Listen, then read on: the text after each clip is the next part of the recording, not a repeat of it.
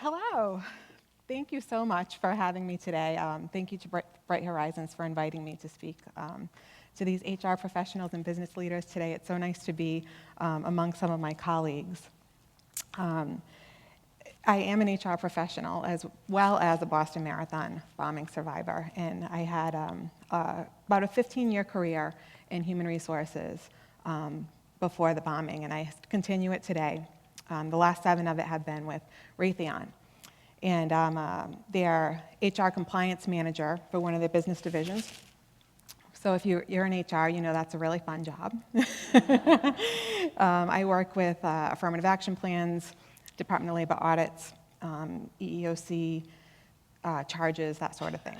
So as you can imagine, my focus is working with the company to hire and retain women, minorities, veterans, and people with disabilities. And never did I ever imagine in a million years that I would be 38 years old and find myself as a person with a major disability. But here I am. So I have a completely different lens that I look through now than I did before. The interactive accommodation process, I could go on and on. But I'm really here to talk to you about my story and tell you about 3 life strategies that I have sort of adopted when I reflect on the last year and a half, and hopefully you can use them in your own life as well. Back in June, I spoke at the Society for Human Resource Management annual conference, and right after I spoke, Robin Givens spoke. And she said someone told her that she should make her mess her message. And that kind of stuck with me. So what I'll do today is tell you about my mess, and along the way I'll tell you my message. So it started April of 2013.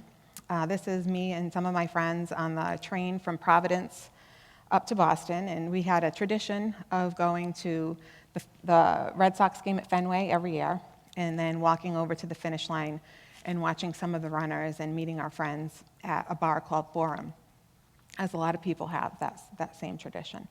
We've been doing it for several years, and if you're from Boston, you know that it's a very exciting day in the city. It's one of the first spring days where everybody's outside celebrating, and it's a happy occasion. And it started off that way. It did not end up that way. I was struck with shrapnel from the second bomb when I was standing outside a Forum just about to walk in. And I found myself on the ground inside the restaurant, and I felt as though my foot was on fire. I knew something was terribly wrong. And people were running to the exit of the restaurant to get away from the street where the bomb came from. And nobody knew if there would be another one or not. And I couldn't run with them because I knew I couldn't stand up. So I thought I might die. And I started calling out for help and hoping that somebody would help me. But I knew that they'd have to be risking their own life to do that. And I was very lucky that a couple stopped to help me. A woman named Erin Chatham stopped and found me and tried to help me get up. And when she realized that I wasn't going to be able to walk, she called her husband over, Matt Chatham, and you may recognize his name. He's a former Patriots lineman. And he actually picked me up and brought me out to the back exit of the restaurant where people had gathered to get away from the bomb. And he and Erin stayed with me until the ambulance got there. And they had asked me my name several times, but they told me that after the ambulance doors closed, they forgot it. And they thought, how are they ever going to find this woman that they helped? So I actually did get to meet them. And I had wondered as well, you know, who were these people that helped me? Who were these people that really risked their lives to help save mine? And I didn't know how I'd ever find them, but thanks to social media, I did. Matt had done an interview with CNN the day after the bombing, and he explained what happened and how he was involved, and he talked about how he and Erin helped me. And he said that he didn't know how he'd ever find me. But he described the situation. One of my friends heard the interview and put together that it was me that he helped. Got in touch with Matt, and we ended up finding each other. So he and Erin came to the hospital to visit me. I did get to meet them shortly after the bombing, and they came with some others from the Joe Andruzzi Foundation, which was the organization they were supporting that day at the Forum restaurant. So that was really great. And I always say that they're my heroes, but they would say they did what a lot of people did that day, and they're right. Actually, before I get into the statistics, I'll tell you about, I told you about I had 3 life strategies that I kind of look back at and say, how did I get from that point in the hospital to being here, standing in high heels? And the first thing that helped me get there was accepting what I can't change. And when I thought about what happened to me, doctors said, you have a choice. You can keep your leg or you can have it amputated. After 4 surgeries, they had done exploratory surgery, and their recommendation was to have my leg amputated. My choice was to live my life in a wheelchair most of the time, in chronic pain, with one leg shorter than the other, and maybe with the ability to walk at some point, or wear a prosthetic leg. And as you can imagine, that isn't a leg isn't an easy thing to give up. But for me, it wasn't a hard choice to make. I knew I didn't want to be in a wheelchair for the rest of my life. I knew I wanted to get back to living my life as close to the way it was as I could. So I did a little bit of research in amputees, and I found that there are a lot of amputees. I mean, just imagine if somebody told you today that you weren't going to have one of your legs anymore. I mean, think of all the questions you've had. What are prosthetic legs like? What do they do? How long do they last? How much do they cost? How do you take a shower? Do you sleep with it? These were all things that I was wondering about. So I discovered that although there are a lot of amputees living in the United States, I was among the minority in almost every category. Most amputees lose limbs as a result of vascular disease like diabetes. Most are over the age of 50, and most are men. So it was, I had other questions, as you can imagine, too. How was I going to be able to wear a dress again? Was I going to be able to wear a bathing suit at the beach? What would happen? And this is where the second life strategy comes in, and this is where I realized that I really needed to rely on the support of other people. And I was very lucky in that the hospital arranged for other amputees to come and visit me. And the other bombing victims. They came and walked into our rooms and showed us how functional prosthetic legs were, told us about all the different things we could do with all the different types of legs that are out there, and made me feel much more confident about the decision that I had made. Most of them were war veterans, so they were all men that came to visit me. And I really still had some of those questions, like the high heels, the dresses, and can you still get a pedicure? But I didn't feel that asking the Marine at the end of my bed any of those questions was a good idea. I really wanted to talk to a woman. And there aren't a lot of women out there who are amputees, but the nurses at the hospital told me about a woman named Aviva Drescher.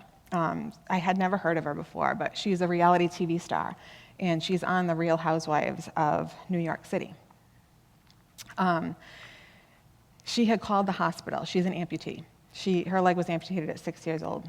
She had called the hospital and asked if there was anyone she could come to visit that maybe she could relate to and talk to about her life as an amputee. And they said, we know just the person for you. So she walked into my hospital room with skinny jeans and high heels and a pedicure. And I said, I can do this. I know I can do this. So, the support from other amputees was a huge factor in my recovery. Support from everyone else was as well, including the local community, my family, my friends. People don't know, most people don't know that prosthetic legs are extremely expensive. The leg I have on today is $70,000, and it has to be replaced every 3 to 5 years.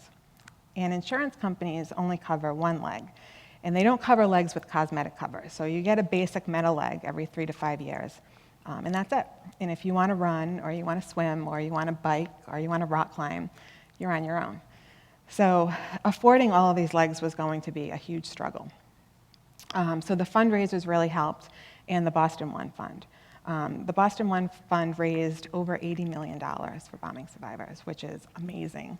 The majority of it went to those who were most seriously injured. There were over 230 people injured in the bombing, and 16 of us lost limbs, and 3 lost their lives. There were 9 women, 8 women, 1 little girl, and 7 men who lost limbs. Another huge source of support has been celebrities. It was great that so many celebrities wanted to help, and in a time that was so difficult, it was something to look forward to. I can remember in July of 2013, I had been home for several weeks at that point, and it was hard. I didn't have a prosthetic leg yet. I wasn't in the best place, and I got a call from Beyonce's assistant asking me if I wanted to meet her. And how could I say no to that? That got me right off the couch. So, that kind of support and opportunities to be involved in Red Sox games and that sort of thing was really a big deal and a huge help for all of us. But I have to say that probably one of the largest sources of support for me is the other bombing amputees. We're the only 16 people who lost our legs standing on the sidewalk at the Boston Marathon last year.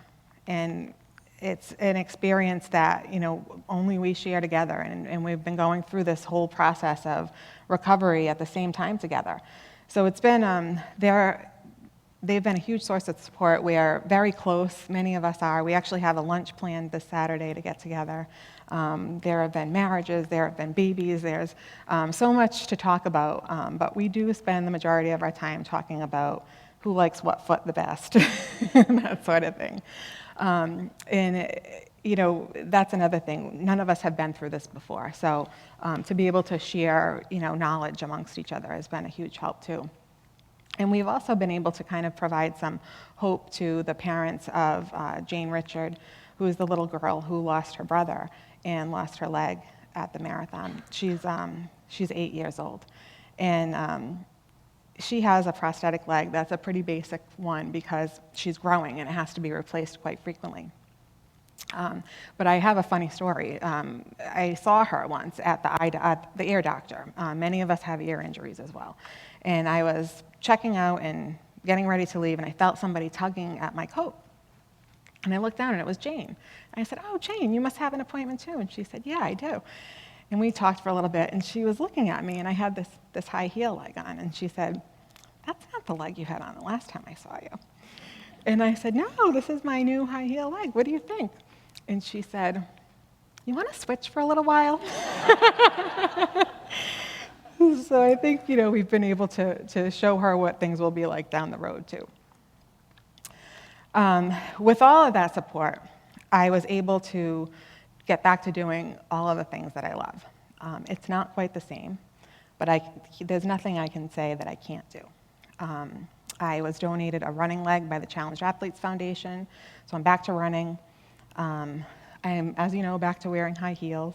I have a waterproof leg, and thanks to a company in San Diego who donated a stand-up paddleboard to me, I'm back to paddleboarding, which is something I loved to do before I lost my leg, and I'm able to do now because of that help. So that's been really great. And throughout the course of especially the first year following the bombing, and since, I got a lot of media attention. I was all over the place, everywhere from local magazines and publications to the cover of People magazine. So as you can imagine, a lot of people knew about me, and a lot of amputees were paying attention, or people who were going to be undergoing an amputation. And a lot of them got in touch with me, many women. And they wanted to know about my high heel leg, and they wanted to know about what the process of recovery was like, and how long is it before you get a permanent leg versus a temporary leg, and how long does it take until you can walk on your own, and all the questions that I had, just a year and a half ago now. So I began to realize, and this is my third life strategy, that I had an opportunity to give back and pay it forward. So I've been able to do that, and I wanted to share a couple of stories with you. One is related to a half marathon that I was asked to attend this past March. It's called Run the Bluegrass, and it's held in Lexington, Kentucky. And the race director had gotten in touch with me and said, we heard your story. We'd really like to help raise some funds for your recovery as part of our registration process, and we'd like you to come down to Lexington and see us at the race. And so I did, and I was on the cover of one of their local magazines, and I was on their local news station, and I got all kinds of calls from people in the Lexington, Kentucky area who wanted to meet me when I got there to talk about amputations. And one was a woman who had a 7-year-old son named Wan Jen. He has a disability called cleft foot, and he was given up for adoption in China because of his disability. And he was lucky that this American family decided to adopt him. But he's been struggling with the cleft foot condition, and doctors have told his parents that as he ages, the way the bones will grow, it's going to get worse, and he's likely going to have an amputation or spend his life in a wheelchair. So as you can imagine, that's a tough discussion for a mom to have with a 7-year-old little boy. So she asked me if I would meet him, and I invited them to the marathon, and we spent some time together, and I showed him my different legs. And when I put my running leg on, his eyes lit up. And by the time we finished talking, he asked when he could get one. So, it's been really great to be able to help other people who are going through similar experiences. But I've also found that I've been able to help other people who aren't going through amputations, but some other sort of struggle in their life. And that's where an important person in my life comes in named Dristan. Dristan is a 9-year-old, he's now a 9-year-old little boy who suffers from epilepsy. And he was at the marathon the day of the bombing to watch a runner who was raising funds for the Boston Children's Hospital in support of his condition. And he was there with his mom. He wasn't hurt, but as you can imagine, at 8 years old, that's pretty traumatic to have to go through. So when they got home and I was on the news, his mom told him that I lived close by to them and that I had gotten hurt at the marathon. And he asked his mom if there was a way that she could get a teddy bear to me that he had when he was in the hospital. And he said it helped him feel better, and he thought maybe it would help me too. So the teddy bear arrived at the hospital, and I have to say there was so much arriving at the hospital that I barely remember it. But several months later, when I was home, I was invited to throw the first pitch out at a local baseball game. And I was told that Dristan was going to be there, and he wanted to meet me. So when I got to the game, he was there, wearing his blue Heather Strong t-shirt and holding up a big pink sign that said, "I love you, Heather." And he was, as you can see, adorable. And he held the sign through the whole game, and I gave him the ball after I threw the pitch. And after the game, he gave me the sign to take home. And his mom called me a few days later, and she said, Dristan's been sleeping with that ball every night. And he said to me, he had to go in the hospital a couple weeks after the game. And, I had certainly been on his mind. And he said to his mom, I think I saw Heather walk out there on the baseball field, and she really only has one real leg. And she smiled at everybody and waved, and, I think if she can do that, I'm going to be okay. And, that was just, I think meeting him and having him in my life has made me realize, how much opportunity there is to help other people. And certainly I remember that, how important that was to me in my recovery process. So those are my 3 life strategies. I have been doing some speaking all over the country. I've been working with other amputees as I'm able to, and one of the things that I'm currently working on is setting up a foundation. And the foundation will focus on providing prosthetic limbs to victims of tragic incidents, and with a focus on cosmetic legs, which are typically geared towards women and young women. So I'm really excited about that. And so keep your ears open for more news on that. I actually received my first donation for the foundation from Driston who had a Legs for Lemonade stand, or Lemonade for Legs stand in his neighborhood. So that's been really great. And aside from that, you can follow my progress on social media. I'm hoping to do some more exciting things, and I really hope the foundation takes off. And other than that, I just want to thank all of you. I'm sure all of you in the room have either donated to the One Fund or sent a message to someone who was involved in the bombing or said a prayer for one of us, and I want you to know how much we all appreciate that. So thank you.